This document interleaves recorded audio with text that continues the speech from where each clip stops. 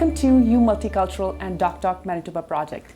This is your host, Jyoti Kelsey, and we have Dr. Denise Koh with us again today. Welcome, Dr. Denise. Thank you again for taking your time out and sharing quite a bit of information with us. Dr. Denise is Chief Occupational Medical Officer at Workplace Safety and Health Manitoba. I will give you a minute to introduce yourself and please let us know what you have been doing in the background to make sure that we are safe. Okay, sure. As you mentioned, I'm the Chief Occupational Medical Officer, which is out of Workplace Safety and Health, which is part of our Manitoba government. I'm also a Medical Officer of Health, which is part of Population and Public Health, which is part of Manitoba Health. So again, part of Manitoba government, but just from a different department. So I've been working with workplace COVID issues, so the public health management of workplaces, workers who are at higher risk of getting COVID, creating guidances, dealing with the high risk, clusters and outbreaks and, anything in between. Anything related to workplaces and COVID, I've been working on it. So. Perfect. So today's episode, we want to focus more on why vaccine, what are the benefits, why not vaccine, why should not somebody get it? There are a lot of questions people are having discussions and asking each other about. So let's start with why should somebody get vaccine? What are all the benefits that you get out of it? Let's unpack that. Sure. The vaccines are safe. They're very effective, and really they're our number one way and only way out of the pandemic. So I think that's important to know that from the beginning. Essentially what our vaccines do, and they're so effective, they are prevent people that are vaccinated from getting the infection, and they're also people who are vaccinated are less likely to have severe disease from if they were to still get it. Right. So the vaccine is not 100% effective. Nothing is, right. But it's very highly effective. And that's why it really is our main and only way to get out of the pandemic. Right. The other control measures are good and decrease risk, but nothing like the vaccine. It's our godsend. Okay. So one might say, vaccine doesn't immunize me 100%. Then why? Right? I know. It is a question people ask. So that's why I wanna address it so we can tackle that.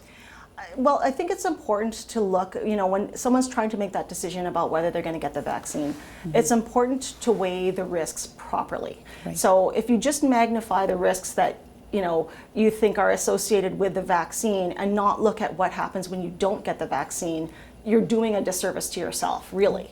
And the reason why is because the risks of getting the COVID infection and also having severe disease or death of yourself and your loved ones is much higher than any risk of any complications or side effects from the vaccine. So there has been no research or anything out there for some of the conspiracy theories and things out there that people are saying. So there's a lot of misinformation out there. Right. So again, it's really important to compare the risks properly and ensure that the sources of information that you get when you're making that decision are reliable, trustworthy, based on science, not right. on sort of the internet and what somebody said. It really has to be based on that, and that's because we've never had this infection before. Right. It's brand new, so we have to go with the real data that we have, right. the real cases that we've had, right. And really compare those risks. Exactly. Like you mentioned about comparing, so people do know, and what they're afraid of is, what would happen to me if I get the vaccine? So let's lay it out. Like, what are the risks people can face after they get vaccine, and what are the risks people have right there if they don't get vaccine? Which is I'm looking for what side effects that somebody have after getting vaccine. Are they even that big that they should completely opt out the vaccine, right? So maybe let's mention those exact symptoms that you get. Right. So with any vaccine or treatment or medication, even like Tylenol, there's always a risk of getting or having a reaction. So an anaphylactic or allergic reaction to that, some kind of component within that. In this case, we're talking about vaccines. Right. So that's probably the biggest worry that we have, but that's why, we've done the safety studies that are related to that, that all gets taken into account before they're even approved, right? And we have approved ones in Canada, so we know that those are safe. But there is still that option or the potential for someone to have an allergic reaction. More, very, very unlikely, very rare, still a possibility. Usually what people have are more local effects. So, some soreness in the arm where they're getting vaccinated, can have some muscle aches, headaches is one thing that we've heard of. Fever is another one. Feeling very tired and dragged out. Generally, those last, less than 48 hours. So, those are the main ones that we're seeing, if anything. And you really have to compare that experience with the other side of the coin, which is, if you get COVID, we really don't have a good treatment there. Right. So you're kind of on your own. And so you're basically, you have to really compare the two options and really decrease your risk overall. Yeah, so I was going to say, you might have colleagues or you yourself may have at some point seen somebody being affected by COVID, or maybe if you can share as to what that experience was like, seeing it from the outside, being a third person looking at that. I know it's been tragic because I have had my friends or relatives who have gone through this, and they do say this is not something you want to wish on anybody, right? Yeah. So do you have any story to share with us? Sure. I haven't been, with the pandemic, I haven't been working, directly in healthcare or treating patients, but, I have many colleagues and friends who have and do.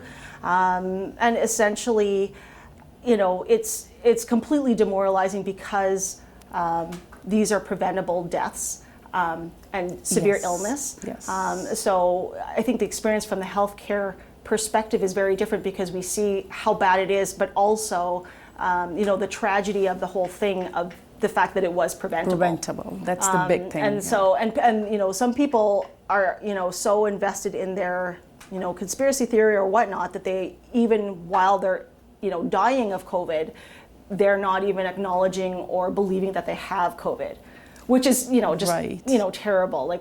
There was nothing that we could have done in those cases, but I mean, they're also, increasing the risk for those around them. So even people that, got vaccinated or, did everything they could to prevent that vaccine, the getting the infection, they can still be at risk from the people who are who are choosing not to get vaccinated. So I think that's probably the biggest, tragedy of the whole thing, is that it is vaccine preventable. It's a very effective vaccine.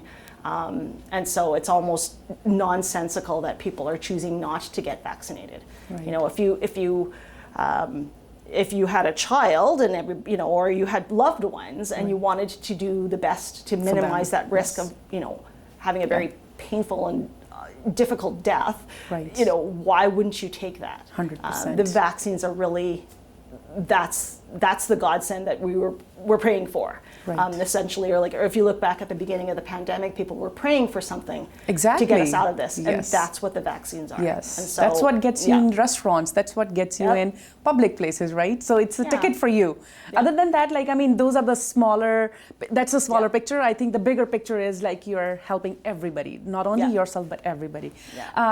This is a question that I have from my colleague when we were discussing in the green room behind the scenes, that I got COVID. I'm talking on their behalf. I got COVID. I have those antibodies. I don't need vaccine. What do you have to say about that? Well, we still recommend that everyone get the vaccine, including people who've had the infection in the past. There is, we do have evidence that people who've had the infection in the past can still get the infection again. I see. So having some antibodies are, are somewhat protective, but they're not nearly as protective as the vaccine itself. The vaccine gives you a much greater immune response than having the infection originally. So I guess there is no way out. Get the vaccine. Yes. That is the way out. Yes. So we are bringing in the information, and I guess the decision makers are are the viewers themselves, but we are here to clarify all the questions and make sure that all the rumors are ignored and get the right information only. Again, thank you very much for giving us all the necessary tools and information that we need right now, and we appreciate your time. Yeah, you're welcome. It's my pleasure. Thank you again. I want to also take a moment to thank you, Manitoba government and Doctors Manitoba, who do help all the doctors and physicians in providing an incredible service to our Manitobans. Thank you very much.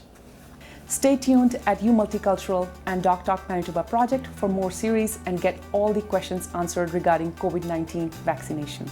Thank you very much.